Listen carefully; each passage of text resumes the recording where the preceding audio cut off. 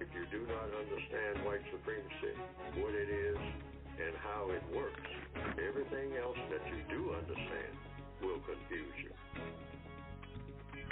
In all of these 9 areas of activity: economics, education, entertainment, labor, law, politics, religion, sex, and war. Anywhere on the planet, minute by minute, day by day, all of the time, all of the time, all of the time. Alrighty. Good morning, Grand Rising, however you want to say it. But welcome to the May the 11th edition of the Counter-Racist Code Show with Mr. Neely Fuller Jr. I am your co-host, Mr. Bobby.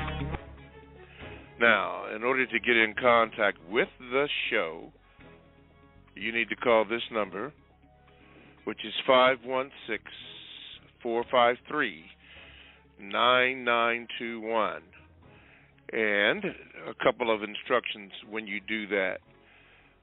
If you need to make or want to make a comment, press the number 1 button and you will get in line. When you do that, make sure that you give the call screener your name so that I can know and the world can know your name. And I would also ask this, please, ma'am, please, sir, and I'm going to reiterate this. Please do not give a lecture. Make your questions short and to the point so that Mr. Fuller can understand it, fully understand it, and answer your questions so we can move the program right along. I know that many of you have a lot to say and want to say, but we only have a 2-hour window, and we just cannot do that. So I'm asking you, ma'am, I'm asking you, sir, please make it short and sweet so we can keep it moving. Now, if you want to Gmail me, you can do that. The numero 7, Mr. Bobby, B-O-B-B, the numero 7, Mr. Bobby. Let me start again. If you want to Gmail me, it is the numero 7, Mr. Bobby, B-O-B-B-Y, @gmail.com. And I would ask that, please, ma'am, please, sir, please do not write me a long letter. Some of you just, I know you have a lot to say on that, but it can't be for radio broadcast when you do it like that. And I have had to ask some people to rewrite that so that I don't spend a lot of time reading that. And then some of you, I slip in 4 or 5 questions there. And that's not good. We, Mr. Fuller, like to answer one question at a time. Before we go to the next question, we need to take care of the first question. So please, ma'am, make sure that you do that, and that way we can continue on with the show and move it on all the way. I think that's it for those particular announcements. So let's get on with the show. Let me introduce to some and present to others Mr. Neely Fuller, Jr. Mr. Fuller, good morning, and how are you doing this morning? Good morning. I'm still learning. You are still learning. Okay. Let me see here. Let's go out to the Gmails. Okay, I see that some people are responding by getting ready to put their name in. Let's go to LaSherian. Says this. Mr. Fuller said it is logical to suspect a white person who is able to practice white supremacy to be a white supremacist until proven otherwise, because there is not enough white supremacists. There's not a white supremacist list. Knowing that all white people benefit from white supremacy, Mr. Fuller, what makes a white person to be able to practice white supremacy? if a white person is able to be a white supremacist, what makes that white person able to be a white supremacist is to know the difference between a person who is white and a person who is non-white. That's the criteria. It really isn't any other, because that's what they go by. Classification. It's a structure. Racism is a structure. And if you're white in that structure, you are supreme. And if you're non-white, you're not. Supreme in what? In all areas of activity, meaning you have first choice in everything. Economics, education, entertainment, labor, law, politics, religion, sex, and war. And if you're born into the system of white supremacy, which is the only real government on the planet Earth here in the year 2021, the government of the planet, and you're a white person, you're born in that government, you are able, and you're able to practice racism, you probably are one, simply because that's the only real government on the planet that takes in everything and everybody on the planet. No place is exempt from that. The system of white supremacy, the government of white supremacy. So as a white person, if you're able to be a white supremacist, you probably are one, because you're able to practice it. And you're able to practice it in answer to the question if you know the difference between the color classification of a non-white person and a white person. Know the difference when it comes to people. Is the person white or is the person non-white? That's it. It's got to be one or the other. The person is going to either have that classification, one or the other, white, non-white. And if you're white, you are privileged. You're supposed to be the head of the line in everything. You're supposed to be the go-to person. When everybody else is confused, you're the one who is supposed to be the person who everybody turns around and looks at and say, what do you have to say? Because what you say really means something. What all these black, brown, red, and yellow, and beige people say doesn't mean anything after you speak. They can argue among themselves and pretty well contest each other, which they do. But after the white person speaks, that's it. There's nobody else to speak in the system of white supremacy. Because Big Daddy, Big Mother, who are the supreme people in the system of white supremacy, you don't second guess us. You know, you can say anything you want to among yourselves, argue, fuss, fight, kill each other like you do. But when I show up, everything gets straightened out based on what I say. And the record shows that this is true. Okay. All right. That takes care of that first question from the Gmail. From the chat room, say hello or good morning, Amani, to Asan Kofa. Swa is there. Morpheus, thank you. Produce 21 is there. Emery Lumumba, thank you. Morpheus and In Loon, all in the and Be Good One. There you go. All in the chat room. Thank you. And of course, anybody that gets in the chat room, you can see the comments that are made in there. Just be mindful that everything you say goes out in space. Okay, we're going cyberspace. We're going to go to Los Angeles. And Swa is there. Swa, we got you on. Here you go. Good morning, Grand Rising. Do your thing. Grand Rising, Mr. Bobby, Grand Rising, Mr. Neely Fuller Jr.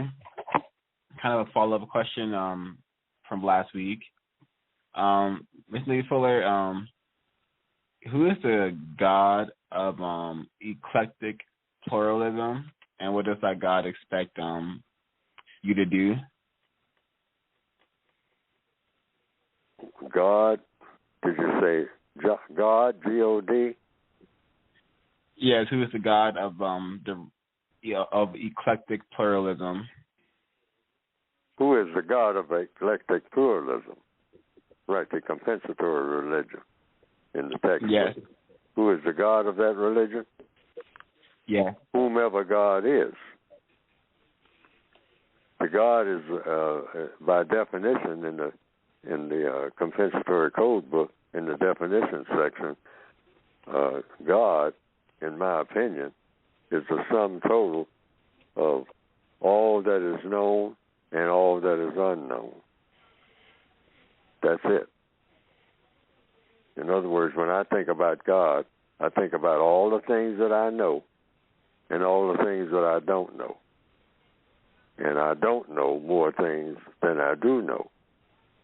So God, logically speaking, is the sum total of everything that is known by everybody and everything that is unknown by everybody. The smartest people on the planet, everything that they don't know, and you couple that with everything that they do know, and logically speaking, you have who God is and what shape or form that God takes. I don't know, because that's one thing that I don't know. But according to different religions, they say God is, that people are made in the image of God, so maybe God looks like a person. But then, according to some other religions, they'll say God doesn't look. God makes people. We're just some scraps. I mean that that God makes along with other things, wood, trees, and whatnot. And people are way down on the list of other things that God creates, like all of the planets in the universe and whatnot. I mean, God does a lot of things according to some religion. So people just, in their arrogant way, say that God looks like a person. And probably, according to some people, God hearing that from one of his products would laugh at that. Say, person, that's one, number 4 on my list of creatures. I got some creatures here they don't even know about. That's here on Earth. That's where I have people and animals and all like that. But I have some objects on other planets who are not classified as people, who are far superior to what I did on that Earth project. And there are some religions who look at it that way. So in asking me, what is God like? I don't know. I just figure that God has an assignment for all of its creatures, and the whole idea is to find out what that assignment is and plunge into it. All right. Thank you, Mr. Fuller. Thank you, Swa. And you already know the rule. You're not a stranger. Thank you for being there. Okay. Let's see here. JJ, thank you again for being in the house. T.S. Wynn, got you there. These are people who are normally in our chat room and great supporters. Thank you. Let's go to the state of New York and to let's see if I can click you in here. Okay, here you go. Good morning. You can be heard. What is your question for Mr. Fuller? Good morning, Mr. Bobby. Good morning, Mr. Fuller. How are you guys doing today? Good morning, sir. Good morning. Good morning. So I just have 2 quick questions, and I would like to politely ask if I could stay on the line. My first question is just that as of late, I've been thinking a lot about previous shows in which Mr. Fuller was talking about murder and how it's glorified. And so when I listen to music and all of the different areas of activity, I just wanted to know what would be the most effective way, or what do you think are some of the most effective ways for us to value human life more? Oh, for one thing, to think about what we're just talking about. I mean, why are people killing each other all the time and making a sport of it? People killing people is a sport that goes back as far as anybody can remember. And to glorify it, we need to talk more about all of these murder books and all of you turn the TV guide on. Everything is about killing somebody. Killing people. Killing people is a wonderful thing. Let's make another movie. Let's make a blockbuster movie about, just hordes of people being killed. Boy, that's wonderful. That's a great thing. And as far back as anybody can remember, talking about, go to school and you learn all about knights and shining armor and all of this. It's all about killing. So about time homeboy gets to be about 16 years old, he's thinking about, hey, I'm dropping out of the 9th grade or whatever grade I'm in, and I'm going to go up and down the street killing people. Well, they're teaching that in school and everything around you when he goes to the movies. I mean, the new movie coming out, it's all about how many people are going to get murdered or slaughtered. War this and war that. Most of everything is about combat. We got a new comic character coming out, and it's going to star a lot of black people this time. Black people are saying they want to get in the movies. We're going to let them in the movies. Well, what's going to be the theme? Oh, well, the usual themes, the ones that we, love more than anything. A whole bunch of people killing, not a whole bunch of people coming around hugging each other and writing songs about, caring more about each other and doing things and about peace along that line. No, it's going to be about rough and ready. I mean, you want some black women in these movies? Yeah, well, let's get them in here and, they're going to be copies of white women who have gone before them. Wonder Woman, getting out there, being violent and being violent against other people who are violent. And people who are violent, there's violence all around. Plenty of violence. Just pile it on. So when black people have a party, the party starts winding down. It looks like there ain't no excitement. Let's start killing each other. Start an argument about anything. So we've come here in the Northwestern Hemisphere and other parts of the world, too, when black people have a party. How did this all start? See, we got to go back, maybe hundreds of years or whatever. Black people can't have a party without killing? No, we got to have some killing. Even when I was coming along, I used to, back in the zoot suit days, guy standing in front of the mirror, processing his hair, getting that big floppy hat on with the feather in it, like in the movie Malcolm X. You saw the opening of it. With Denzel Washington playing the part of Malcolm, or young Malcolm, in the 1940s. And you had a long gold chain that went with that ensemble, which you called the drape suit. The zoot suit is what they called it at that time.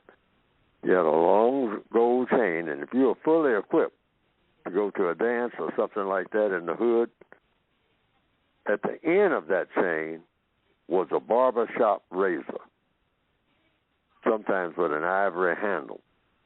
That's, we like flashy stuff and all like that. But it's a razor. And people would actually, literally, I've heard people say it myself, cut me somebody tonight. Now, where does that type of mentality come from? Going all the way back to the 1940s. And here it is in the 20s, and it hasn't changed. Drive-by shooting. The razors have gone out the window a long time ago. Now, can't have a party without a drive-by shooting. Can't have a party without somebody starting an argument and then there's MF this and MF that all over the place, and then there's a killing.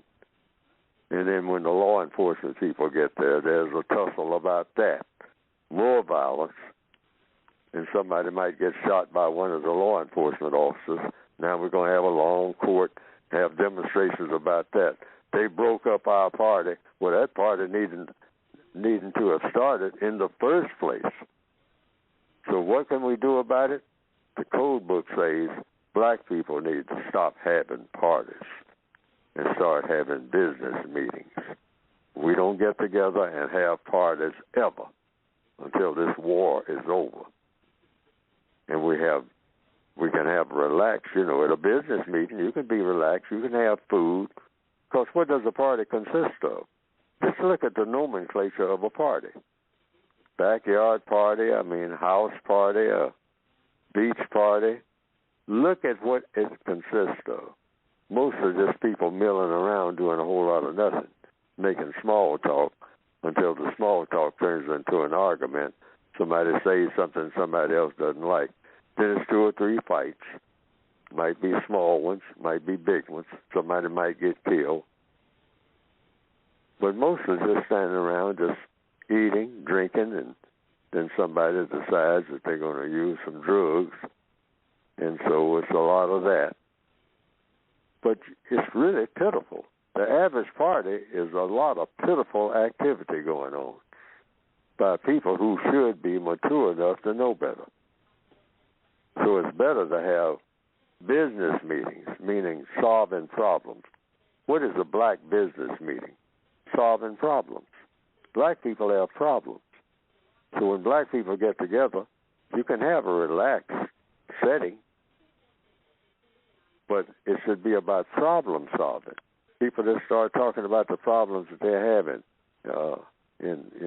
without naming any names, because that gets too personal in there. What we call our families, which we really don't have, but you can have, you can say, well, what about if a person has this or a person does that, and you're sitting in somebody's living room or wherever you're having the so-called party, which is now a black business meeting, okay? Because we don't have parties anymore. Black people don't have parties during a war to straighten out this mess about racism and everything, all the fallout from it. We should just forget about having parties. Party is over until the war is over. And so we will have meetings, business meetings. Family reunions will be business meetings, not just going around sightseeing and giggling and balloons and all of that. It's wearisome. It's a put-on. It doesn't fit into our actual reality. So it should be about problem solving. And people will say, well, that'll take all the fun out of the party. You're just sitting around talking about problem solving. No, it won't. Once you get used to solving your problems, once you get used to it, just a little bit of problem solving, you'll realize, hey, that's one of the best ways in the world to use your time. Is solving your problems. You come away from a gathering of black people where the problems that you went there with are now solved. You're talking about fun. That's fun over the top. Because black people have millions of problems, it looks like. And if you can just come away from any gathering with, say, if you have 10 major problems, 7 of them are solved, if that's not fun, I don't know what fun is. Okay. What's your second question, Toussaint? Very quickly, because we're up against time. Yes, sir. My second question, and thank you for the answer. My second question was about, I'm not sure if you're familiar with him, Tariq Nasheed. He advocates for foundational black Americans in terms of acquiring reparations from the U.S. I'm of Haitian descent, and so we'd be looking for our reparations from France, also United States. But my question would be, do you feel as though that is counterintuitive or non-constructive? Because that is, do you feel like that's maybe divisive, the idea of specifically identifying people, because I know that goes against the idea of white versus non-white, right? Those being the only two races. Do you think that makes sense in the grand scheme of producing justice? Wait a minute. I don't get the gist of your question. Tariq Nasheed advocates, well, let's just say somebody else advocates for a group called Foundational Black Americans, which is specifically for descendants of slavery in only America, only American descendants of slavery, who we look at as our modern-day African Americans. So my question would be, do you feel as though that is off code or on code based off of, I feel like I remember you saying that there are only two races, and that is white and non-white? Yes. I'm not sure. Are you talking about reparations within that context of racism? Correct. That's the core of your question. Reparations within the context of racism. That's your question? Is that correct? Yes. Okay. So that's real simple. Reparations means to repair. Repair what? Repair everything that's damaged, that shouldn't have been damaged. So black people worldwide, non-white people, have been damaged by the system of white supremacy. So reparations within that context is not some everybody line up one day and get a paycheck. I don't think that's the best way to go about doing it.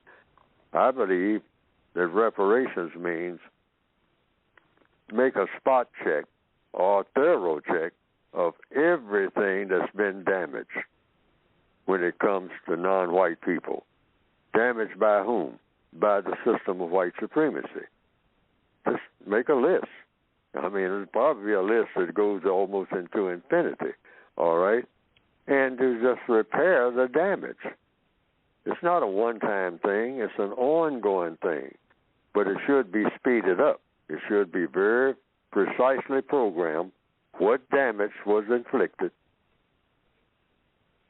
and what needs to be repaired to compensate for the damage done. Just like insurance companies. That's all it is. You just come around. I mean, you had a flood, all right? I mean, some floods are bigger than others. So you just go around and make an assessment. Say, well, it wasn't a 2-block flood. I mean, this flood took the whole city out. So let's get those computers working. Let's assess the damage. You know, how many cars, how many schools, how many hospitals went underwater. I mean, all the damage done. Let's make an assessment of all damage done throughout that entire damaged area, okay? And, and before the flood, there was a tornado. And just do like the insurance companies do. Okay, all right, I insured you complete coverage now. I mean, no half-stepping. So, these people were driven insane, and these people did this, and these people did that, and damage was over here, and damage was over there, and, I mean, these boats were turned over at the harbor and whatnot. It's a long process. This thing of sitting down talking about some type of financial payoff, people lining up getting checks, to me is not compensatory at all, and is, in the end, is really pitiful. Hold that thought right there, Mr. Fuller. We have to take a break. Just hold that thought. We'll get back to your answer on reparations. Okay, everybody, you are listening to the Counter Racist Code Show with Mr. Neely Fuller, Jr. To get in contact with the show, you just simply call 516-453-9921 and make sure you depress the number 1 button if you have a question or a quick comment. You can do that then. You can also Gmail the show, the numero 7, Mr. Bobby, anywhere on the planet. At gmail.com. Yeah. I don't know why I'm having problems with my Gmail today. Number 7, numeral 7, Mr. Bobby at gmail.com, and I will get that. Mr. Bobby is Bobby, by the way, at gmail.com. And occasionally I will get a chance to read some of your Gmails. But the chat room is open, and you can see some of the chats that are all in there, too.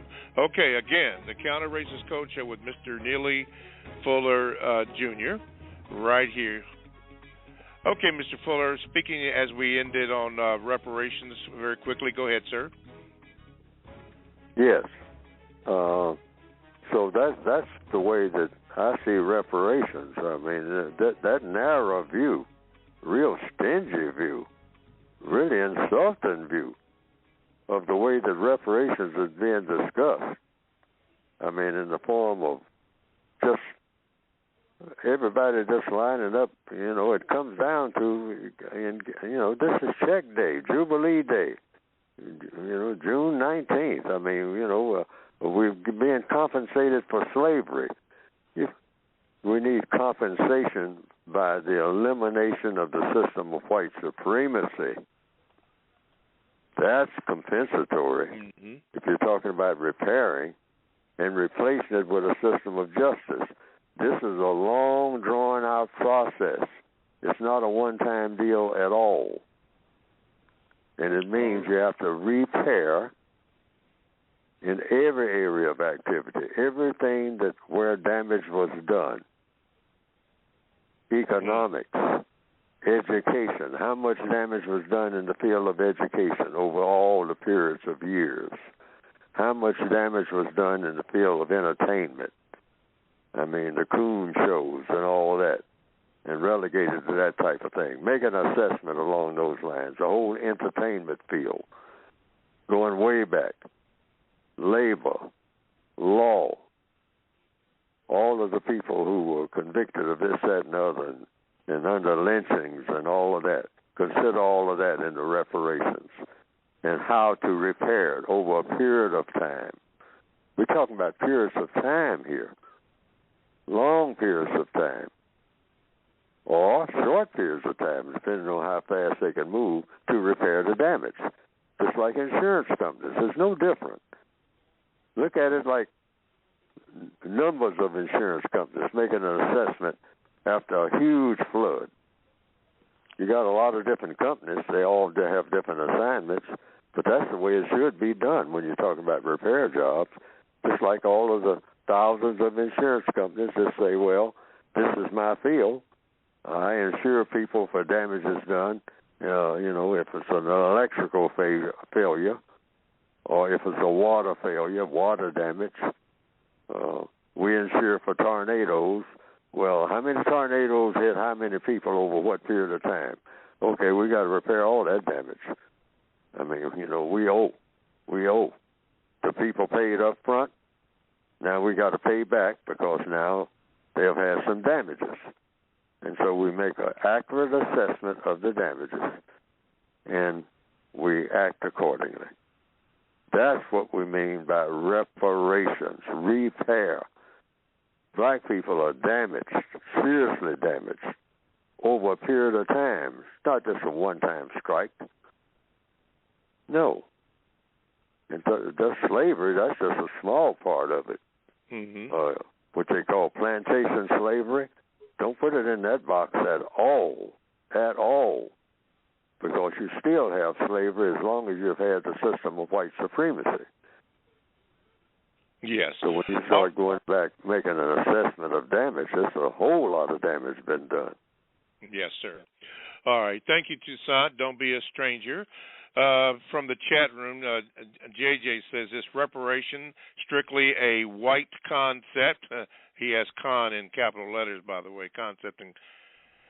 For practice among white people. Why would the prisoner or prison makers give reparations to their racial or radical prisoners in prison? All right, JJ. We're going to go down to the great state of Texas in the 832, and Big John is up. Big John, let me see if I can cue you in. And you are in. All right, Big John, go ahead. What is your question for Mr. Fuller? And you can be heard. Yes, sir. So in the dictionary, it defines white as not having a hue. So is it constructive for non-whites to use the classification that the white supremacist has as humans for himself? You say in the dictionary, white is defined as what? Not having hue. Oh, not having hue. Hue meaning color. Yes, sir. Yes. Right. They can define themselves if they want to, but the compensatory textbook that I have written said there are 3 racial classifications. Actually, officially, there are about 21, but what they call them, according to in the Northwestern Hemisphere, the census, I think is around 21, might be 23. I don't know what the exact number is. But in the textbook for victims of white supremacy, it's white, non-white, and white supremacists. And you have to be white in order to be a white supremacist. Why? Because in counter-racist ideology, meaning against racism, this is the most functional way to go about the classifications. Now, whether anybody wants to accept it or not, that's their choice. I can't force the white supremacists to accept those classifications. When particularly a lot of white supremacists say, well, no, I said that it's 23 classifications. And I'm saying, no, there are 3 classifications, white, non-white, and white supremacists. And you have to be white in order to qualify to be a white supremacist. And that's it. According to what? According to truth. If you're talking about race. What purpose does race serve? Race is racism.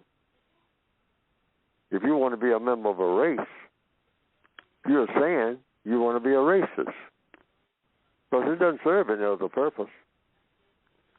And if somebody says that it does, ask them what purpose does it serve other than practice racism, and wait for the answer. Okay. All righty. Before we get to your book, Mr. Fuller, by the way, thank you, John, from Texas, and don't be a stranger. Before we get to your book, Mr. Fuller, she's been holding for quite a while. Let me go back into the great state of New York, and we're going to go to Monica. Let me see if I can get you in here. Okay, Monica, you're on with Mr. Fuller. What is your question, and good morning? Good morning. Hi. I just more so wanted to make a statement. First thing, Mr. Fuller, I was listening to the Carl Nelson show yesterday, and they announced that you'll be on this week. Is that correct? That's correct.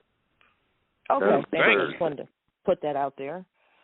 And the other thing, I just wanted to make a suggestion for our listeners. I called my local library. I'm in Buffalo, New York, and I asked them if I could donate your book, and they said yes.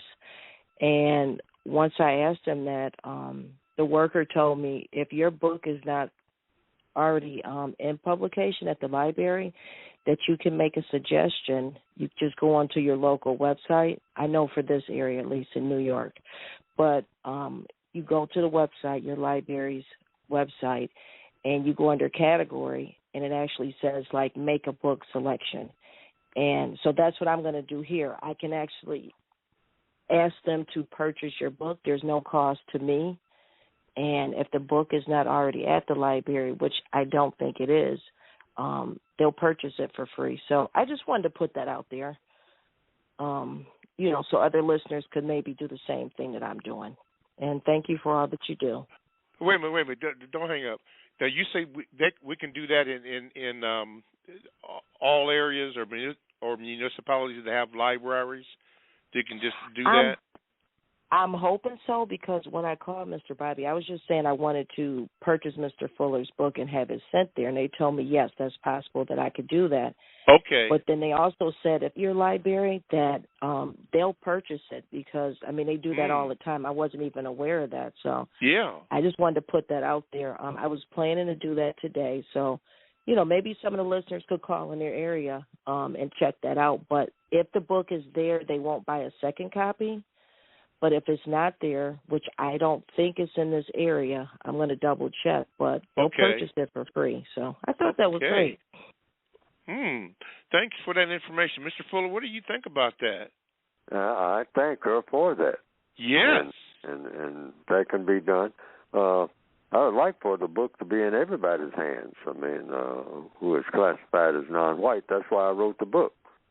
I mean, yeah, and if the listeners even planet, just want to buy it. Because we should need to get rid of a system that has plagued the entire planet. It messes up all the 9 areas of activity. It says in the back of the book, you can't solve any major problem on the planet Earth without solving the race problem. The race problem will I don't care who starts out to do what, that race problem is going to mess it up. It's going to mess it up every time without fail. That's a guarantee. Mm-hmm. According to whom? According to logic and the evidence, not just according to Neely Fuller. Just look at anything that anybody starts out to do in any of the areas of activity. They run smack into the race problem, and then the mess starts. Yeah. Okay. Monica, thank you. That was the best information that, we've got from a caller that I can think of. And thank you so much. Thank you so much. Mr. Bobby, can I just say one more thing? Yes, ma'am. Okay, I just want to ask you, Mr. Fuller, is it true that your book has been out since the 50s? Or even at least a message, because I've been trying to research it, and I've heard available, that. In a form where it was available to most of the public, it's 1984. But before then, I just had it in manuscript form and was going around talking about it, and people were copying bits and pieces of it because it was just a lot of loose pages, really. Okay. But in a book form, 1984 is the original form. Right. All right. Thank you for all that you do. Okay. Thank you very much, Monica. Thanks again, ma'am. Okay. Sure. Okay. Nice now, and for those who do not have the book, this is the time that we set aside that Mr. Fuller can talk about that book. So, Mr. Fuller, go ahead and speak about the book that Monica was talking about and many of our listeners have. Yes. You can get the book by going to producejustice.com, producejustice.com. And why the book was written was because of what I'm saying here on the air right now. It was written to help to solve the race problem, which, in my opinion, the author of the book, I consider the race problem to be the center, the focus of every other problem on the planet. And I say that. I started out writing myself because I was bewildered by all the problems that are going on the planet, and this is going on, and that's going on, and why is this in the field of labor, and why is this in the field of politics, and why are people having all these religious wars and whatnot, and just a bundle of nerves about everything going on around me. And I came to the conclusion, the core center, the center of it all, is this thing called a race problem. The conflicts between people classified as white and people classified as non-white. That's the center of it, of all of the mess, every bit of it. I mean, the drugs and everything, you name it. If you scratch the surface a little bit and look what's underneath, it's always the race problem. This thing called the race problem. Race. Everything is about race. And got everybody in jitters. I mean, it's the boogie, they call it. The fearsome thing, the hush-hush thing, all kinds of things. I mean, white people don't want to talk about it. I mean, well, we don't want this in the schools. I mean, that's cancel culture and whatnot. I mean, just forget about that and talk about something else. No, that's the core of every problem you can name among people on planet Earth. So I wrote the book.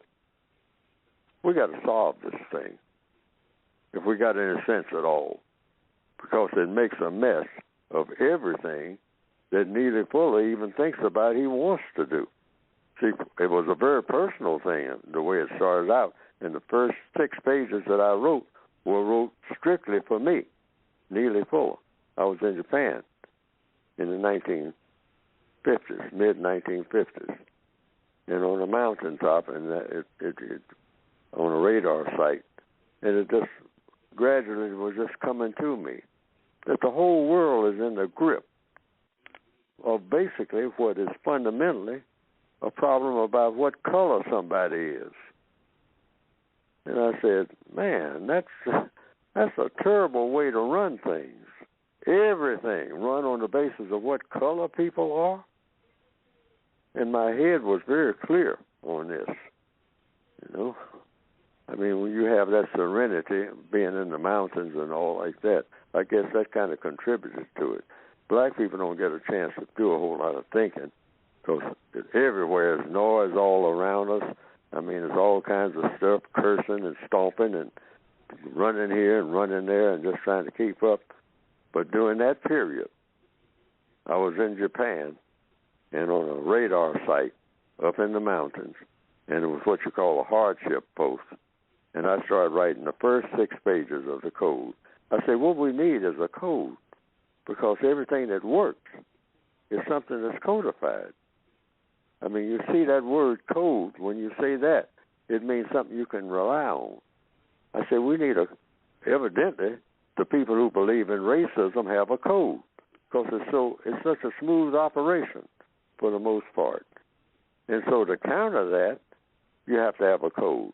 So that's when I started writing a textbook for victims of white supremacy, which you can get by going to producejustice.com. Okay. And so I started writing about, the code is about what to do and what not to do in different circumstances. That's all a code is, what to do and what not to do. And make sure you don't do the things that you should not do in order to make what? The result that you want. Mm-hmm. So that's it. So it turned out to be more than 6 pages. Turned out to be about 1,300 originally. Okay. All righty. ProduceJustice.com, where you can get the book. And again, and I'll probably say this again, thank you. Big thank you from to Monica from Buffalo, New York, about putting the books in the libraries all across the nations. And she said, if I understand it, that if they don't have the book, that they will buy or purchase the book and put it in the library. Boy, that would be really, really, really, really good news. Good. Thank you again, Monica. Even the chat room blew up on that one. Yeah. Oh man, there's a lot of good comments in the chat room about that. So that's very good. One more thing, Mr. Fuller. She mentioned that you're going to be on the Carl Nelson show this week. What date and give us the time, please? That will be Thursday, Eastern Standard Time, 5 p.m. to 7 p.m. Okay, today May the 13th. Thursday, yeah, May the 13th. Okay. WL Radio, 1450 AM. That's right. And 95.9 FM. Okay. That's 1450 AM on 95.9 FM. That's okay. Radio 1. Dr. Kathy Hughes station. That's, Carl Kathy Nelson show. Mm-hmm. Yes. Okay. Very, very good. I'll make mention of that again. Okay. Before we go and also it's at the website, producejustice.com. It's okay. posted there. Okay. Yeah, I'll still mention it again, and I'll mention it on my personal thing. Before we go to Darnell, let me do this one here. This comes from Mr. Duncan. He says this, Mr. Fuller, the term white supremacy and systematic racism is being discussed more on major media platforms, universities, and in politics amongst elected officials. Now that the term is getting more press, what does the code recommend on how to respond when these terms become more widely used in professional and social environments and settings? Go to the textbook and learn how the context in which to use the term.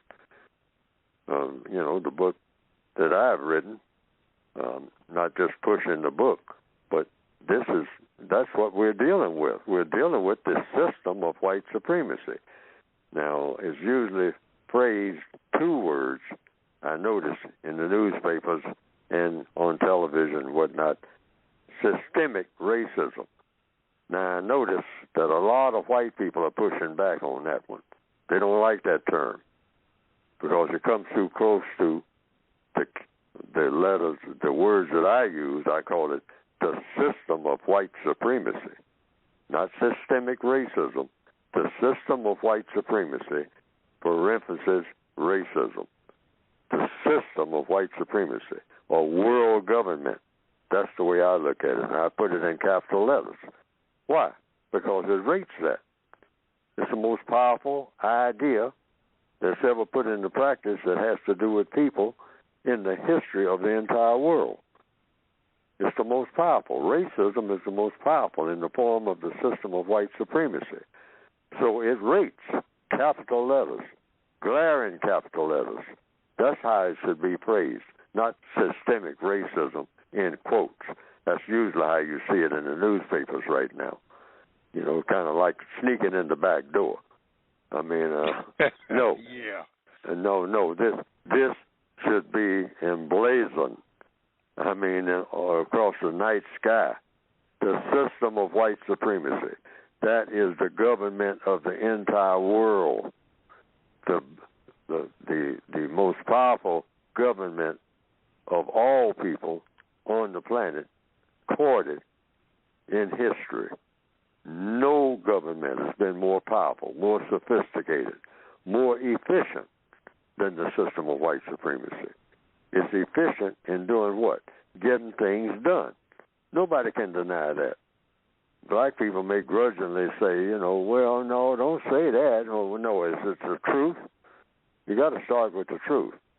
That's the truth. When it comes to getting things done, the system of white supremacy can get things done, in a record time that'll make all of the ancient people, look like retarded kindergarten students. No. Okay. Yeah. But that's it. The system of white supremacy. And keep pushing it out there in just those terms. No, ma'am, we're talking about the system of white supremacy that covers all areas of activity and everything that non-white people do 24/7. And it needs to be replaced with a system of justice. That would be the replacement. Always add that. The system of white supremacy needs to be replaced with a system of justice. Okay, got it. All righty. Let's go here. We have about 7 minutes, so hopefully that'll do enough time. Go to Pennsylvania in the 223. Darnell, you are now on. What is your question for Mr. Fuller? Good morning, Mr. Bobby. Good morning, Mr. Fuller. Good morning, sir. Good morning. My question for Mr. Fuller is, just according to the code, when non-white people get emotional, and I'm speaking from personal, that I get emotional sometimes when I know that injustices are happening that I can't really I can't really bring the evidence without looking foolish. I just leave the situation sometimes because I could feel myself losing control, and I know that after words break down, then things get physical. So I know a lot of times a non-white person can't leave certain situations because they're forced to just be where they are, whatever the circumstance might be. So what is the best thing that a non-white person could do when they are feeling emotional and they cannot control, they feel like they are losing control in a situation? stay in the question lane. Remember that. Write it down, and repeat it to yourself over and over again. Don't make statements about anything, particularly if you're talking about race or racism or any serious subject. Get in the habit of doing nothing but asking questions and writing down the answers, and then have another question ready, and another question, and another question. Until when? Until you get the answers to all questions. Now, what does this do? It's like magic, but it's not magic. It's really science. When you get the answers to questions, you become calm. And not only that, you get done the things that you want done. This applies to everybody, because all problems in the universe are solved through the process of what? According to compensatory logic. Questions and answers.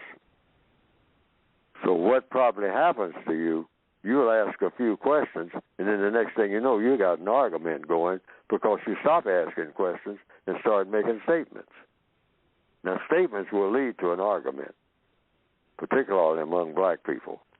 And particularly if you're talking about race to a white person, you're going to have arguments once the statements start, And then then the emotions take over, and everything's going to be out of control. The name calling, all of that. So, getting along with anybody, if you stay in the question, if you be a person, and when you open your mouth, the only thing you have to say is put it in the form of a question, and wait for the answer, and don't start arguing about the answer. Because when you start arguing about the answer, you'll usually do it not in the form of a question.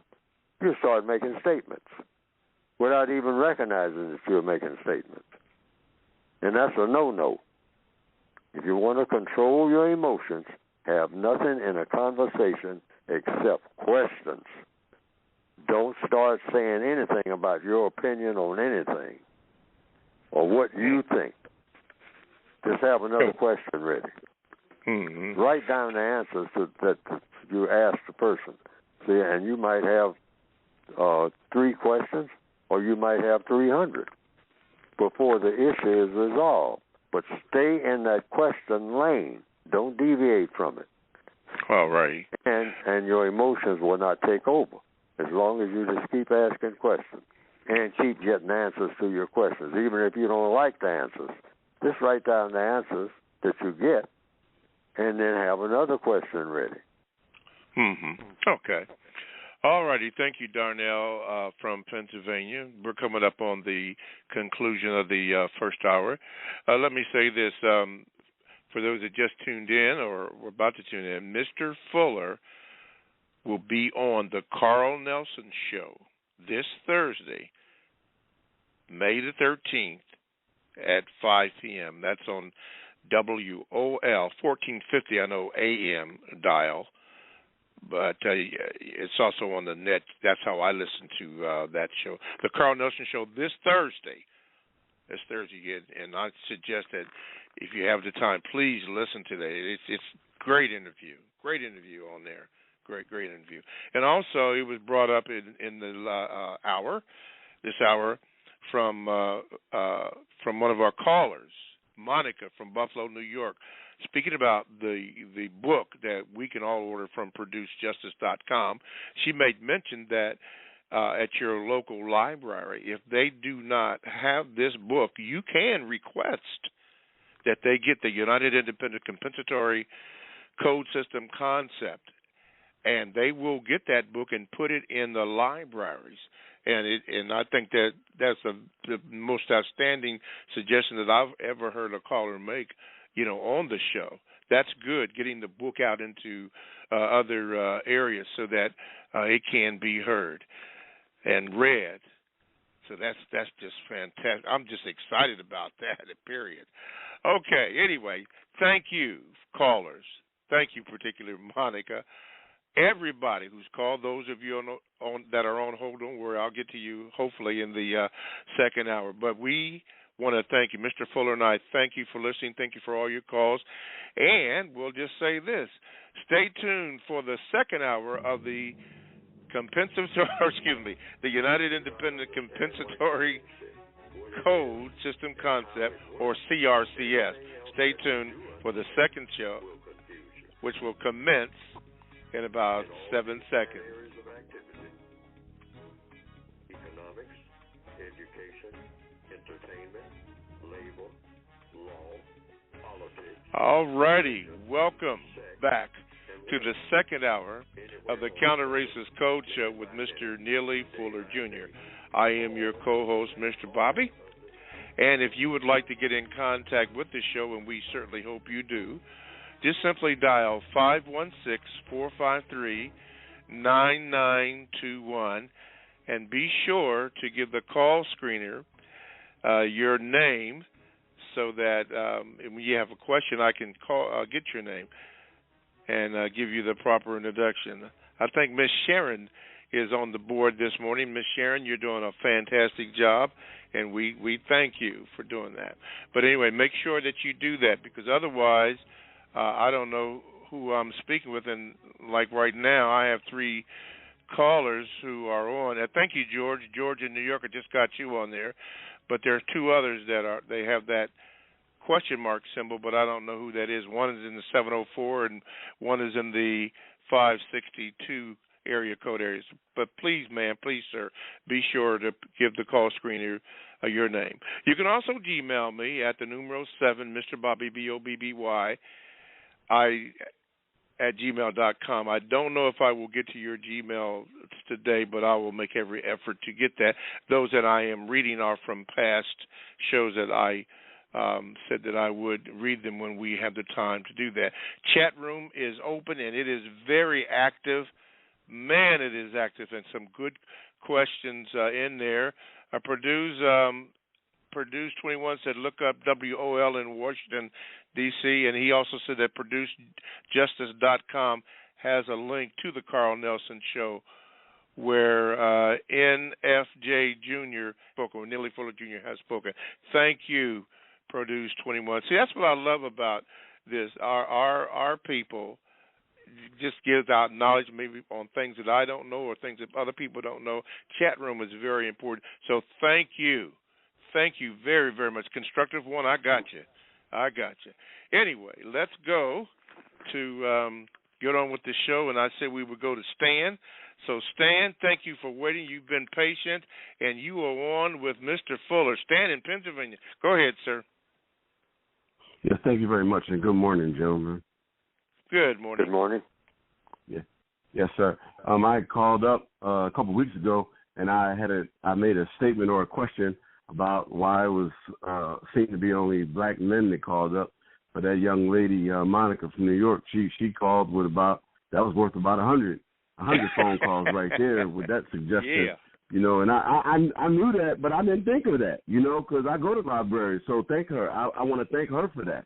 But the question that I had was, you know, this goes back about 30 years all the way up till now. You know, I would be in a job situation, and, you know, you become very good at your job oftentimes, and then, you know, I would have like a white supervisor or manager that would want to come and tell me something or what I should do, and then I would know that would just be wrong, and I would say, well, look, you know, you can't do that, or that's not going to work out, and then they would be very adamant about it and forcing me to do something, and it wouldn't work out just like I thought it would, and I would think to myself, this is just a stupid white person, this particular person, or this other white person is just a stupid white person. And then I heard one of your recordings, and you were talking about how basically white people, they're not raised up to listen to black people, that they think that black people are stupid, you know, and that sort of thing. They don't have to listen to us. Well, a friend of mine is a police officer or a sheriff or something like that down in Georgia. And again, this goes back about 30 years ago. And through his police work, he discovered that a white man that he knew, his son, on drugs or selling drugs or something like that. And he thought that it would be in his best interest to go tell this white man that he knew that what his son was doing before he got in trouble with the law. And so he went to this white man and said, well, I just want to let you know what's going on with your son and everything. And this white man looked at my black friend and said, well, you don't have no business telling me anything about my family. And so the question that I have is it that serious with white people that they would sacrifice the possibility of their son losing his life or getting in trouble with the law to not listen to what a black person has to say? All right. Well, the tradition in the system of white supremacy is that a black person worried about anything or ambition about anything or the way that black person looks at life and whatnot is not to be considered to be anything serious under any circumstance. There's no such thing as a serious black person. If it's something stupid and silly, that's for black people. Everything about them, their whole outlook on life is stupid and silly. That's the white supremacist view, that they have no validity at all. I mean, that creature coming down the street, with those earplugs in his, and jumping up and down and whatnot, that's a creature. It's like in Godfather 1. Sell the drugs to the dark people up there in Harlem. They're nothing but animals anyway. Let them lose their souls. In other words, we're just some creatures. We need to look at ourselves the way that white people see us. Particularly, and I was just thinking about this, with our hairdos. Now, we go to a lot of expense to do hairdos. The question is, like I said, all problems are solved through the process of questions and answers. Not what homeboy or homegirl thinks about your new hairdo. What does the average white person, the average middle-aged white woman sitting on the subway think when she's looking at a black person's new hairdo? That's male or female. Our dreadlocks. What do they think? Because what they think is going to determine what's going to happen to you, even though you got no idea. You're on your way on the subway to go get a job. An interview, they call it. And, you got your credentials, you got your papers and all like that. But when you walk in, that middle-aged white lady looks up from her desk and she sees you, homeboy. Everything is normal in the hood, but you're in a different environment now. You're in the real environment, all right? This job pays top dollar, and you have super qualifications. But when you sit down with your paperwork, suddenly all of those papers, everything on those papers is blank, because that lady's sitting there looking at you, staring at you with those glassy eyes, all right? What is this creature before me? Is that what she's thinking? Or she's thinking, oh, this is a one, boy, the beauty of this person. Oh, the Africanized beauty. Oh, this is just wonderful. I'm so thrilled. Let me see what his other credentials are, because he's got all kinds of credibility just on the way that he looks. Or do they see some type of animal, like in Godfather 1? See, it's not what black people think of you in the hood when you get out of that beauty parlor. And this is for both black males and females. And when you come out of the barber shop, or when the barber turns, you get out of that chair, you take off the towels and all like that. You've been in there for 3 hours, and he holds up the mirror, or she, and boy, you look great to yourself. And everybody in the barber shop, man, boy, hey, you. When you get around white people, what do they see, folks? What do they see? Because whatever they see is going to determine your whole future. Think about it. Think about it. Think about it. because it's super important. All righty. Stan, thank you for your call. And if I may make a suggestion, particularly to this particular question that you asked, Stan, if you were to look at former Supreme Court Judge Roger Taney and his decision in the Dred Scott decision, look that up, and I'm quite sure that will really help you satisfy you on the particular question that you asked. Judge Roger Taney and the Dred Scott decision. But thank you for your call, and don't be a stranger. Okay, let's move along here. Mr. Fuller, this comes from, a Southeast D.C. neighbor named David. Says this, Mr. Fuller, how can I be constructive with money and finance economics coming from poverty? Oh, save all you can. I mean, just the basics. Because in the system of white supremacy, the white supremacists are masters of all money. So you're only going to be able to accumulate so much money anyway, according to what they want. And if you accumulate a whole lot of money, and many black people have, because the white supremacists came to the conclusion, we're going to make quite a few black people super billionaires, quite a few. We're not going to nickel and dime them like we have been doing all the time. We're going to pick out a limited number, maybe 4,000 or 5,000 worldwide, and we're going to load them up with as much money as they can possibly stand to bear. Billions and billions of dollars. And we'll play their names up. Now, why are we doing this? It's to throw the rest of them off, thinking that they can do the same thing. But we have a limited number of non-white people that we're going to make super billionaires. Super billionaires. I mean, and have residing in 2 or 3 castles.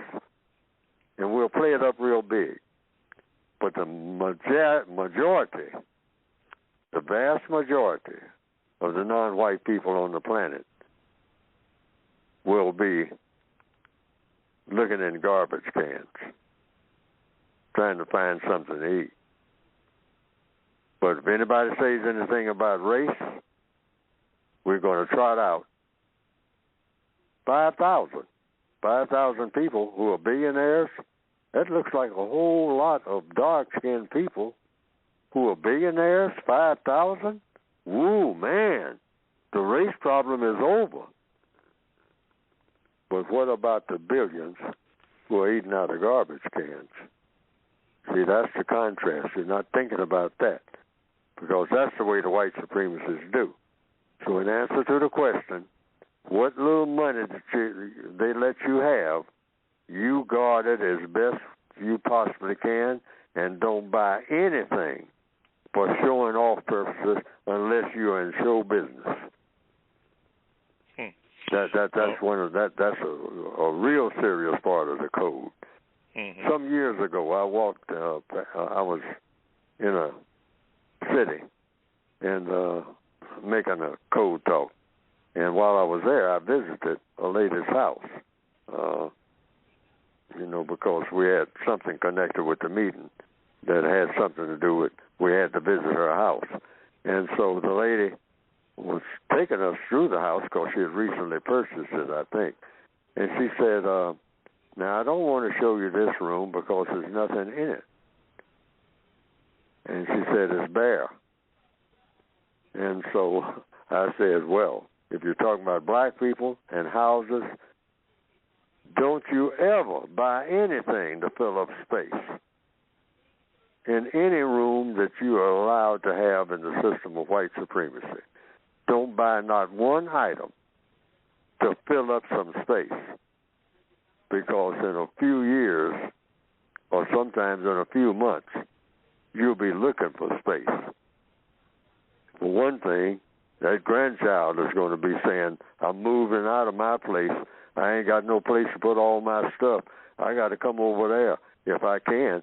I mean, you know, so what about that room over there on the side, on the left side, and all like that? And, you know, can I get that? No, it's all crowded now because it's full of space. It's full of items. So you don't ever buy anything. Black people all over the world, don't buy anything to fill up space. And don't buy anything to show off to other people. If it doesn't serve a purpose for you, don't buy it. Keep that money where you can use it. Keep the money. You'll need money. You're going to need money to move all that stuff that you keep accumulating. It ain't going to have nowhere to put it. And half of that stuff is stuff that you didn't even know that you had because you just been buying stuff. Black people got to stop that. Stop that. Everything that you buy should be something essential. This is wartime, and we should have a wartime mentality. You strip down to the essentials and be ready to move at any time because the white supremacists are keeping black people on the move all over the world. Be ready to move on an overnight's notice from one place on the planet to another. That's a part of the code, as long as this war lasts. Oh, okay. All right, David in Southeast D.C., I guess they consider that the DMV, and I was corrected. District of Columbia, Maryland, and Virginia, DMV. All right, thank you, David. Mr. Fuller, before we go, and we're going to try to do it in this order, George, TX, I believe, Green, Marquis, and then Ryan. I think that's the order. I was asked to ask you about, for you to speak very quickly on the importance of a will. Someone heard a program that you spoke, I don't know, a couple of weeks ago, speaking about the importance of a will. So you have some words on that, please, sir? Yes. Always have one. You got something that you own. That will done today. Talk to somebody that knows a little bit about wills and something like that. Pick out someone who can do it without a lot of fuss and do it cheaply, as cheap as you can. Pay some lawyer. It is well worth it to get a will done, or anybody who does wills. Some people, I don't know, who are not what you call full-fledged lawyers, but they can make wills. And they know about making wills. So you have them make a will for whatever you have, you know, a couple of cars or whatever. You know, you may be living in your car, but, if it's a car that's worth giving to somebody, I mean, make a will for just that car. And just have a will. Every black person should have a will. Most black people don't want to think about death, but death is coming. It's coming, whether you want it to or not. And for many black people, it's coming real soon. So if you have what they call ownership papers on anything at all that's worth passing on to somebody else, get out today. Today. Don't wait another day. Do it today. If you're somewhere where it's midnight, as soon as it's dawn, get in touch with somebody who can make a will, and you make a list of all the things that you have that you want to go to this person, that person, and whatnot, and do it now. Don't wait another day. Don't wait another week or anything. Do it now. Do it now. Do it now. Do it now. I'm going to say that. Why am I saying that? According to the code, it's later than you think. In particular, black people. Those gunshots, I mean, that bullet might hit anybody at any time when you go to the supermarket. Drive-by shootings and all this, robberies, you get killed. You don't want this mess of having to figure out who's going to get what. Having somebody in there arguing about grandma's dishes. She promised me she was going to leave that to me. And Well, Grandma didn't leave no will, so I'm taking these dishes, and here we go. What we call our families already messed up. Black families are a total mess for the most part. Now, when a will is involved or the lack of a will, now you really got a mess. People who did get along, not going to get along for the rest of their days now on account of somebody didn't leave a will. And everybody got to arguing about this and that and the other over and over again. That can be avoided. That can be avoided. So get a will made today. Contact somebody on your cell phone or whatnot and start that to rolling right now. If you got anything that's worth anything to leave to anybody, so it won't be the mess. Because going to a lawyer and all like this and going to court, you don't want to go through all of that. A will clean up all of that. Just a will. No matter what you have. No matter how little or how much. And if you got a whole lot, my goodness, you should be almost having a heart attack if you don't have a will. It's happened to so many people, particularly black people, because black people do not like to think about death. Because we have, everything about black people is unpleasant, so we don't ever want to talk about anything that's unpleasant.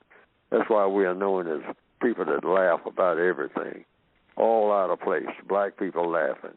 The laughing black person, that's almost like a standard cartoon.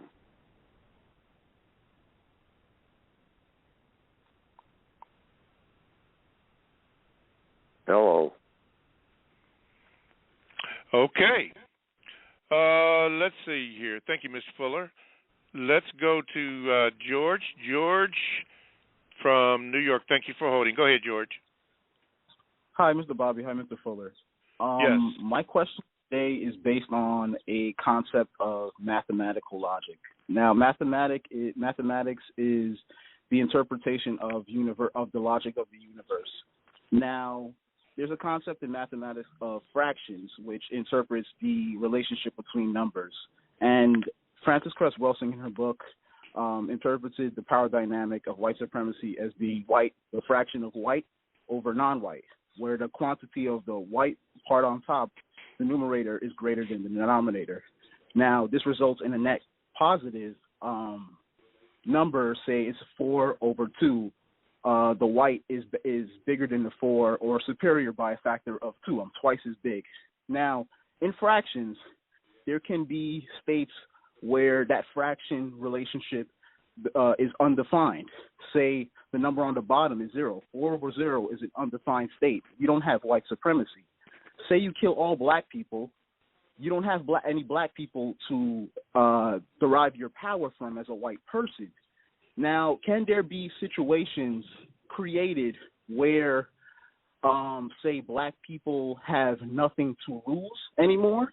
Now, there's situations where if the number on the bottom of the fraction is a negative number, it results in a negative result for both parties. If a 4 is over -2, it results in the answer is -2. The white does not gain from, does not derive any power from the non-white. Can there be any situations where temporarily or permanently where that power equation is disrupted, say a counter-racist system can equate those numbers 4 over 4, or I was thinking I'm almost done with my question. The situation in Reconstruction where the United States didn't know what to do with black people because they were free, and the state of white supremacy was undefined, so they had to reconstruct white supremacy. I hope you understand my question. I want to know if there's a situation where that power dynamic can be disturbed. Let me interrupt you here, George. And you obviously you thought about this for quite a while, even to ask that with the examples. But even for me and some of the listeners are having complications understanding what you're saying. So if you could simplify that, how would you simplify that question? The white supremacists kill all non-white people. the white supremacists have no non-white people to derive their power from or their reason for being. Can there be situations that non-white people can create or white people can initiate where that power dynamic is fundamentally disturbed? There's no white supremacy. Because I remember Mr. Fuller saying one time before that there's no white supremacy if there's no more non-white people, if they just genocide us all. I hope you understand what I'm saying. Okay, Mr. Fuller? Well, I really don't understand what he's saying. So can he capsulize what he's saying? Because I won't even attempt to interpret what Dr. Wilson might mean. The only thing I can say is you go to her recordings and to her books, and then people can deal with that, because she's never discussed that with me. And I haven't read or heard about it, so I wouldn't know, and I wouldn't even venture. It would be against the code for me to try to interpret what she meant. That's for the individual who have heard her or read her works to conclude. But if I vaguely understand what you're saying, if there were no non-white people, the white supremacists just go back to doing what they have always done among themselves: glorify, get their fun, which is what all people want, their fun and their glory and their material comfort from fighting each other, because they love fighting. I mean, unfortunately, they glorify it. They love conflict. They embrace conflict. You might say, if you're going to individualize it, like General Patton said, God help me, I love war. I mean, I just love it. I mean, and ask God to help him, because he just loved it so much. I mean, let's get some killing going on here. Too quiet around here. I mean, you test yourself. You become somebody when you become a great general and get a war. I mean, this war, World War II, General Patton said this himself, reportedly, if it's true. I don't know if it's true or false, but they said that he went to the other generals and said, you got all these other generals ahead of me, and they're getting all this action, and the war will be over, and I won't be a part of it. Doggone it, find me somebody, I mean, where I can get in here and do some slaughtering and see some of the people that I got under me slaughtered. I mean, so I can get some fun, some glory, so I can be significant. My goodness. I mean, I just don't want to sit around, I mean, eating and sleeping and being peaceful. That's not my thing. Now, the white supremacist mentality is just that, if I understand your question. The system of white supremacy loves conflict. Even when everything is nice and smooth and whatnot, they don't like that at all. They don't like that at all. Let's get some conflict going here. So they'll turn on each other, and just continue it. But they stop. When there's too many people killed, they stop and shake hands. They shake hands, like in the so-called Civil War. Robert E. Lee shook hands with General Grant. I mean, said, we're both gentlemen. Gentlemen. We are gentlemen. We got all these crosses piled up. White people killing each other. About what? About turf. And about these Negroes, all right, how we going to handle them, that's what we were fighting about.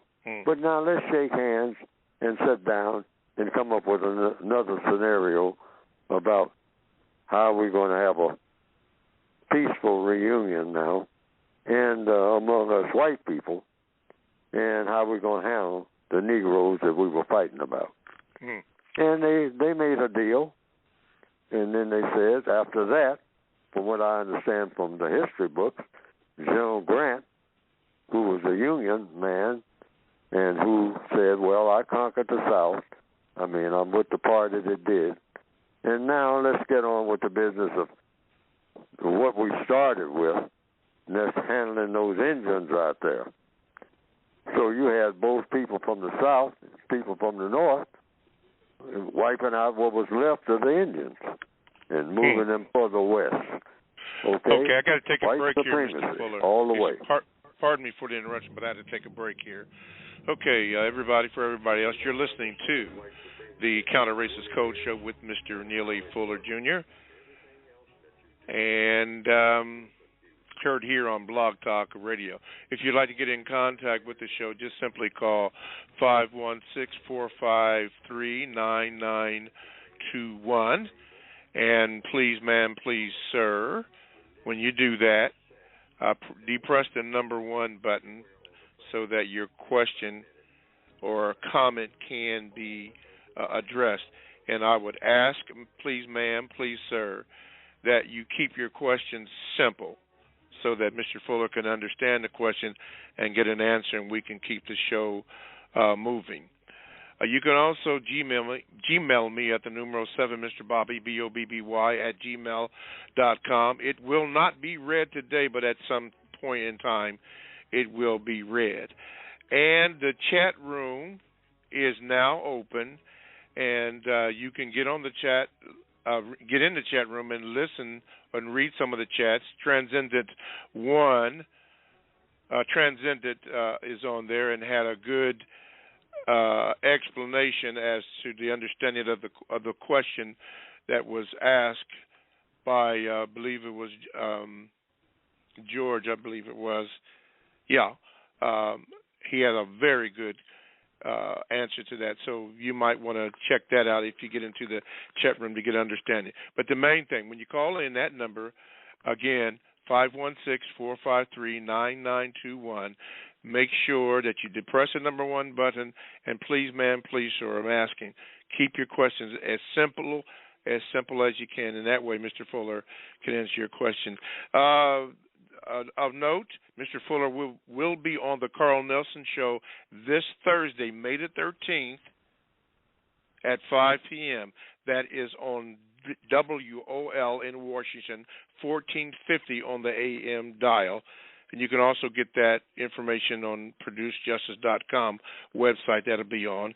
And a thank you out to Monica from Buffalo, New York, about the counter-racist code or the independent compensatory code system concept.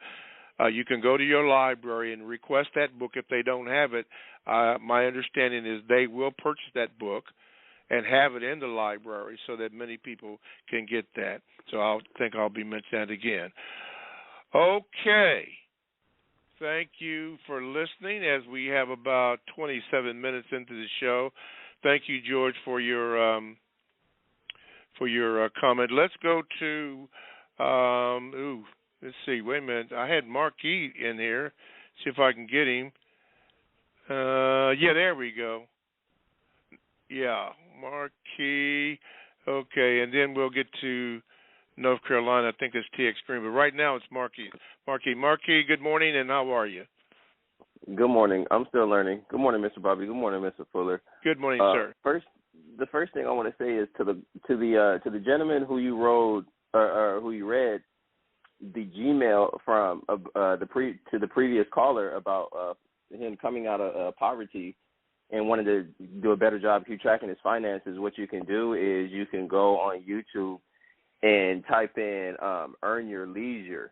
They're a group of young black gentlemen who talk about financial literacy. They actually have an online platform called Earn Your Leisure as well, too, and they just talk about investing advice. Pretty much is how to grow, keep track, and, build generational wealth for, yourself and the family.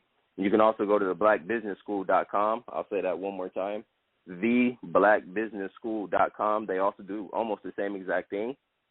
Two different people, but they just talk about how to protect your assets and grow more money. So I just thought I'd throw that information out there. The question that I have today is last week I seen a video of a transgender male going into a Popeyes and kind of throwing a fit because the worker referred to him as sir. And amid everything that that the transgender male was saying, one thing that really stuck out to me was what he said was calling a transgender male sir is equivalent to calling a black person the N-word. So that raised my eyebrows right then and there. And then so my question for you, Mr. Fuller, is by that transgender male saying that, does that add to what you say is mass sexual confusion, even to the transgender male himself? Okay. Yes, according to the code, anything that causes confusion should be codified so it doesn't cause confusion. That's flat out code. And the compensatory code, meaning making up, compensatory means making up for what's missing. What you don't want is misunderstanding between people about anything. So when it comes to names, the code covers name calling. The code book talks about name calling. You don't call anybody by any name or title except the name and title that the person wants to be called. So if someone looks like a female and you say, ma'am, and they said, I'm not a female, I'm a male. All right? I have breasts and all like that. I mean, but I'm a male. I went and I had hormone treatment or whatever it is they give people. And so what you do is say, well, what do you want me to do? And, you go into the question mode. See, questions and answers will always solve everything. And so they say, well, I want you to recognize me for what I am. And when that person says what they are and how, you say, well, what do you want me to say? All right, everything is about saying and doing. And so when the person tells you what they want you to say, you say it. Don't argue. The way to avoid arguments and have conversations that will lead everybody right where they need to be is through the process of questions and answers. That cannot be emphasized enough. The way to solve all problems are through the process of questions and answers. So if I was behind the counter and a person came to me, it would be a no-brainer. And regardless of the person is white or non-white, male, female, transgender, whatever, what do you want me to do? That's my question. What do you want me to do, sir or ma'am? And don't call me sir.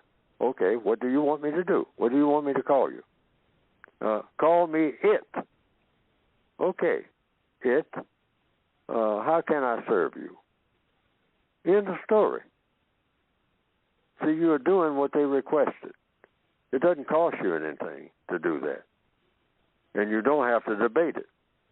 Just ask, go into the question mode immediately. Anytime there's any type of controversy with anybody, white, non-white, whatever, first thing you do is say, what do you want me to do? Okay. If it's something that they want you to do, you want to know what it is, what do you want me to do? Page 171 and 172 in the code book covers that. I always say, in any dilemma, you can always go to page 171 and 172 in anything that comes up that's controversial and ask those 4 questions. And the answer to those 4 questions, if you stay in the question lane, will take everybody right where they should be according to the code. It won't take everybody where they want to be, but it'll take everybody where they should be. All right. Just go to 171, 172 in the code book, which you can get by going to producejustice.com, the revised expanded edition. And if you get lost in any kind of conversation or any kind of so-called argument, just go into those 4 questions. That'll take everybody right where the answers will take everybody right where they need to be. All righty. With that in mind, thank you, Mr. Fuller. Let's go to the 704, and it says here on my screen, TX Green. It says North Carolina. Oh, anyway, you are on with Mr. Fuller. Good morning, and what is your question? Good morning, Mr. Bobby. Good morning, Mr. Fuller. Good morning. First of all, I want to make this cornbread simple, and I will be short. If it's not too personal, Mr. Fuller, at one point during a previous episode, you mentioned the name Jalopy, and I wanted to, if you'll kind of go into the a parenting aspect of it, how your father taught you how to interact with people and why jalopy is so important in your life. And how my father did what? Taught me how to interact with people? Right, the importance of taking care of people who can't really fend for themselves. Oh, yeah. Well, he influenced me, but I got a lot of influences from different people all over the world in different encounters, because that's the principle of the universe. You help people who need help the most. Sometimes even animals have done that. One animal who is not of the same species of another animal, and animals who are not of the same species tend to fight. Everybody knows that. Cats fight with dogs, etc. But sometimes even animals, it's rare, on a rare occasion now, will see that another species is helpless. Like every now and then you've seen a case where a small child has fallen over into a gorilla cage. Yes. And the gorillas are known to be kind of ferocious, toward anything that looks alien. But the gorillas, in some cases, they've shown videotapes.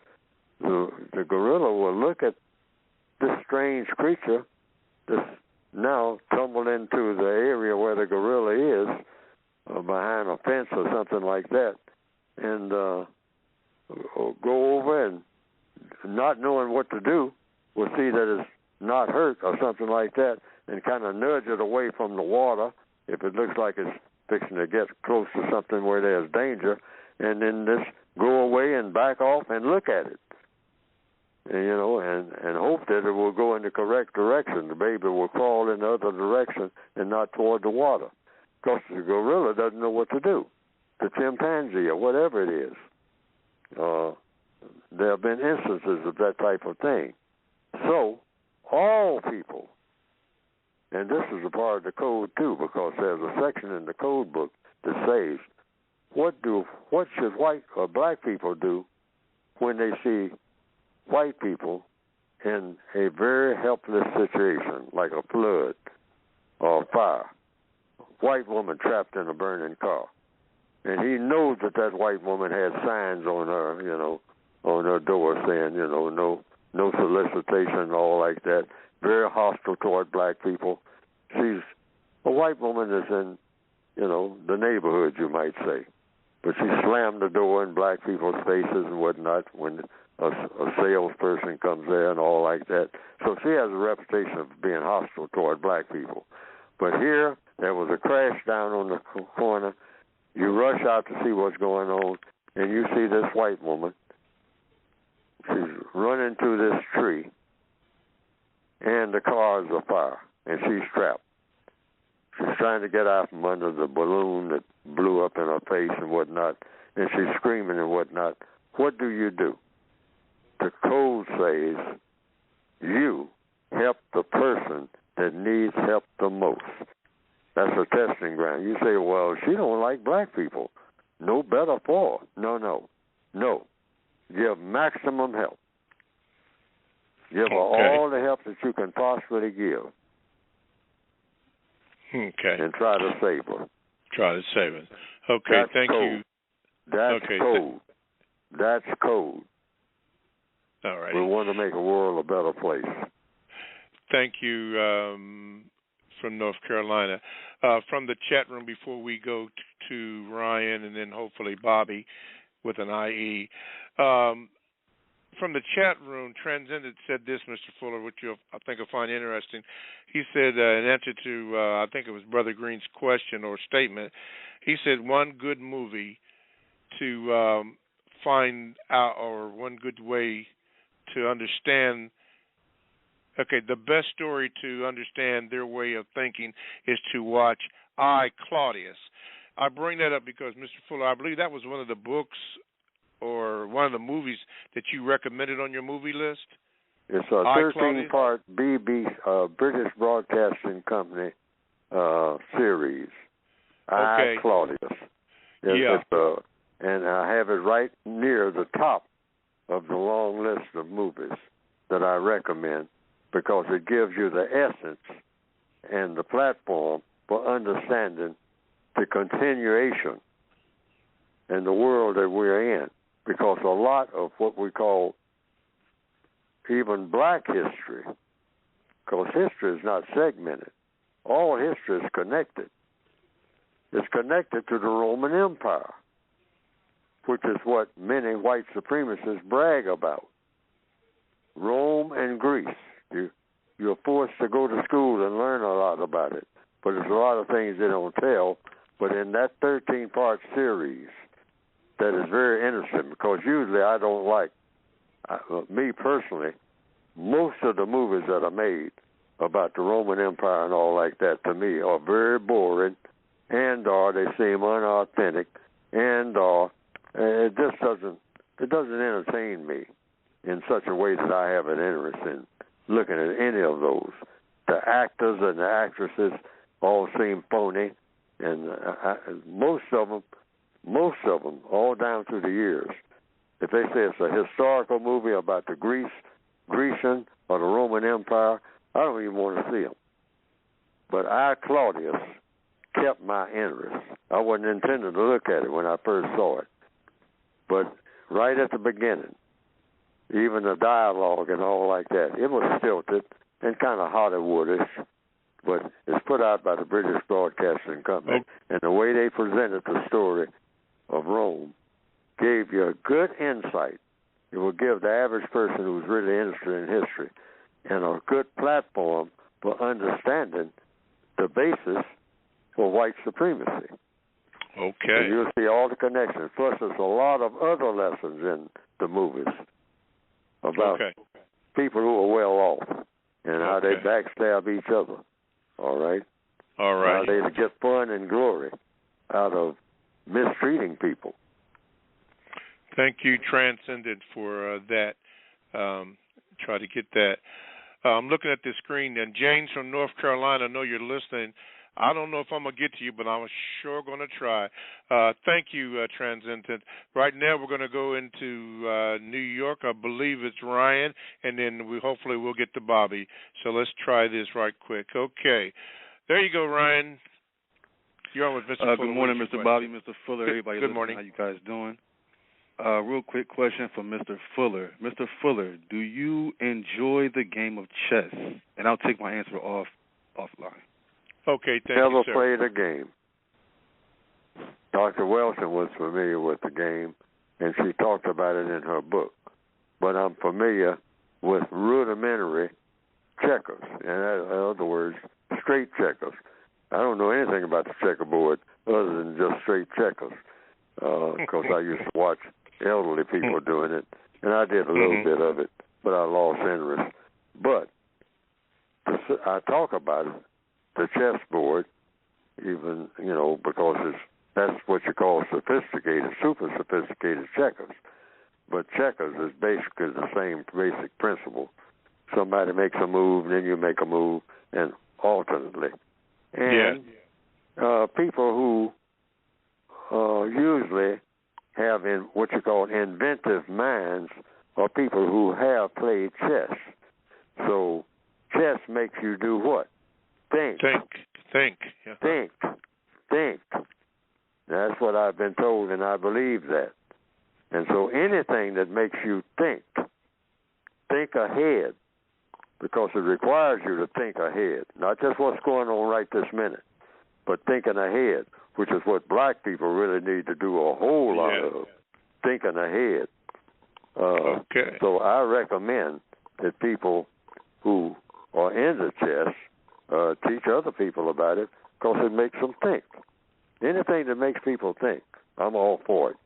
Okay. All righty. Getting a lot of good blowback on Transcendent's statement about watching, and your statement, Mr. Fuller, about watching Claudius. As a matter of fact, Purdue 21 says, I will watch that movie and study it carefully. You know what? I am too. It's all 13 right. parts now, so you might have to do it at different times. Yes, sir. Okay. All right, let's go. Set. Okay. Let's go to, I guess it's Bobby in Texas in the 972, which I thought was Dallas, but may not be. But anyway, let me see if I can get you in here. And then, James, we might get you. All right, Bobby with an IE from Texas. Go ahead with your question for Mr. Fuller. Hello. Mr. Fuller, you often recite the 9 areas of people activity, and you've said that non-white people are being dominated by the system of white supremacy in all of those 9 areas. It's interesting to know how you became aware of these areas. So my question is, how did you come to the conclusion that non-white people are being dominated in all 9 areas of people activity? By seeing it, by thinking about it and looking at it and trying to verify whether or not that was true. When I started out seriously studying racism, I started out with an attitude of, I don't want these things to be true, even when it's slapping me in the face. I just don't want it to be true. I don't want to think that the world is just really that way. I was a person who, I wanted to be polyarchy. I wanted to be fun and frolic for everybody. White people, non-white people, all kinds of people, male, female, just everybody just having fun. I started out wanting to be a cartoonist. I mean, where everything is just fun. And, comics. Everybody's laughing all the time. But the grim reality just overwhelmed me. And so, little by little, I said, well, it looks like this thing called racism affects my economics. I mean, it dominates it. It looks like, my job situation. I come out of high school with a diploma. I don't know what to do. I'm looking up and down the street. I don't see anything that correlates with this piece of sheet that I have in my hand that they say is supposed to prepare me for life. I mean, that's the way I saw it. I think a lot of people, millions of people see it that way, black people particularly. You got your cap and gown on. You say that you have learned about the world. You spend quite a time in school. You're glad when you get out. Hey, I'm glad this is over. Now I can get a life. Because living in school, I mean, I went through it and had to do it and tried to make whatever enjoyment I could out of it while I could. I mean, but it ain't a lot in it. I don't like going to school, but they say it's necessary, so I did what was necessary. Now I'm standing here with this diploma in my hand, and everything seems strange to me. The whole world seems strange. What do I do now? No one was answering that question. Why? Because the white supremacists set it up. Negro, you don't know what's going to hit you. That's what they're saying, standing there with that paper in my hand. You don't know what you're in for. You're heading for disaster. Your entire existence, from the time you were born, was prescribed to be a disaster. I became aware of this acutely. First of all, by the time I was around 16 years old, but I just didn't want to believe it. But by the time I got to be around 24, when I was in Japan wearing a military uniform, it hit me like a ton of bricks. And I said, hey, I can't run from this anymore. I can't pretend. I can't try to play act. I can't do little ghetto stuff. I got to get serious about what is really dictating my entire life. And I recommend that every other black person, even in this unit where I am, here in Japan, there's just a few of us, that they get their lives together too and think about racism all the time, because it dominates every move that you're thinking about making. You're going to have to be dealing with a whole bunch of it. It's going to dominate every move you make, whether you like it or not. Wake up and smell the coffee, Fuller. You've been deluding yourself. That's what I told myself back in the 1950s. And I've been on this ever since. Why? Because it makes the most sense. Black people make most sense, if you notice, when they are serious about the race issue. Studying about the race issue, talking about it, thinking about it, that's when we are at our best. Why? Because it's the only show in town. That's why. The black people who are trying to run away from it, like I was for many years, they're the ones that get in the most trouble. They're the ones who least understand what's going on, even though they think that they're ghetto slick. The black people who, and they're usually terminated very early in life. Why? You're not dealing with the most important factor in your entire existence, and that is racism. If you've got color in your skin, if you don't understand white supremacy, what it is and how it works, everything else that you understand will confuse you. That's a guarantee. Guarantee. All righty. All right, Bobby from Texas, thank you for your call. Do not be a stranger. Let me do this because we only have 4 minutes to go. James, you usually ask some very good questions. What I'm going to do, James, because I want to make sure that you get enough time, if you can call in next week, I'll try to fix it up so that when you do call in, you can go to the head of the line. Would that be okay with you, James, sir? It Hello? would be, but I just want to make a couple of movie recommendations. All right, go ahead then. One is The Count of Monte Cristo, which was originally released on January 25th, 2002. And the other is To Kill a Mockingbird, which had an original release date of December 25th, 1962. Enjoy your day, okay. gentlemen. Okay, thank you, James. All right. All right, goodbye. All right, goodbye. Mr. Fuller, what notes on your list? One of those, To Kill a Mockingbird? I don't think so. I I started to put it on my list, but I decided not to. Okay. Because I have to study that movie again. I usually look at movies over and over again. And I always choose a movie with the number of lessons. Mm-hmm. All right? Okay.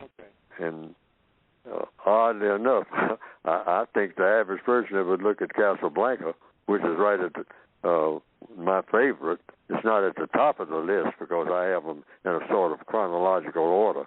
But Casablanca is my favorite movie because I say it's loaded with lessons. But that might be just me. Oh, okay. Because the average person would look at Casablanca and said, that Fuller says Casablanca. I looked at that movie. There ain't no lessons in that movie. It ain't nothing in that movie. That's the corniest movie I ever saw. That might be a person's reaction. But that's just my evaluation. Okay. All right. Got to run it down here because we got about 2 minutes to go.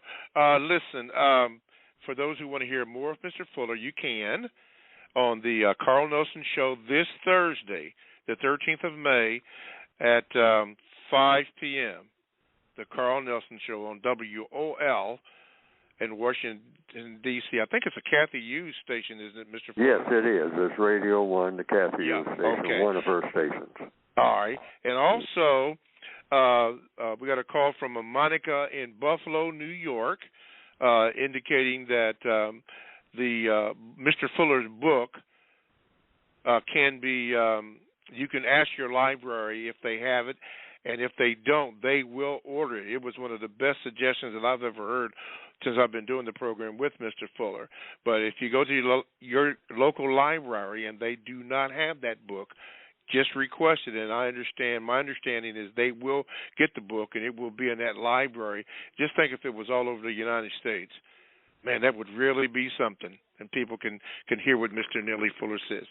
I like it all over the world in every language because it's a world problem. Yes. Okay, so we got about a minute to go. So listen, thank you for listening. Thank you for all of your calls. Monica, thank you so much. Everybody, Mr. Fuller, thank you.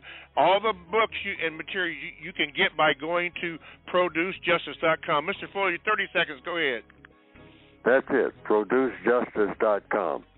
And when you get the book, if you get it, decide to get it, The way to read it is not try to read it from front to back. Just turn to different pages and just see what you think. Alrighty. And try to do it that way initially. And then sometimes when you're on vacation, if you have that kind of circumstance, then you can read it from front to back. Alrighty. But it's basically a textbook. Thank you. Thank you, Mr. Fuller. ProduceJustice.com. Okay, and thank you, Miss Sharon, for what you've done for us today. Thank you, everybody. Good day.